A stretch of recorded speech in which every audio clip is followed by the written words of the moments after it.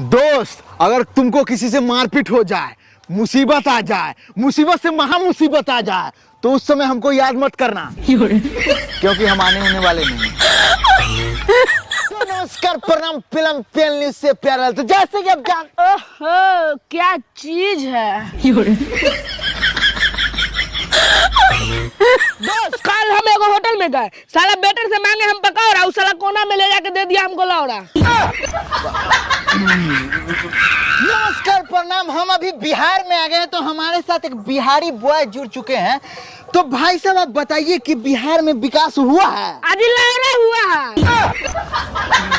भाई साहब, वो तो होवे करता है, विकास हुआ है कि नहीं? अरे तलवे चाट कर नहीं चमके हैं हम, कुछ और ही चाट कर चमका होगा। समझ ही रहे क्या चाट कर चमका होगा। जैसे कि आप देख रहे हैं कि हमारे साथ एक शायर जुड़ चुके हैं जो एक शायरी कहना चाहते हैं। हाँ, तो कहिए। अर्ज क्या है कि वो सुबह और शाम दिया करती थी। क्या दिया करती थी? खाना और पानी। गलत मत समझना।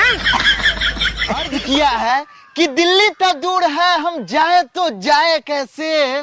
दिल्ली तक दूर है, हम जाए तो जाए कैसे। ट्रेन से। शायरी कह रहा है।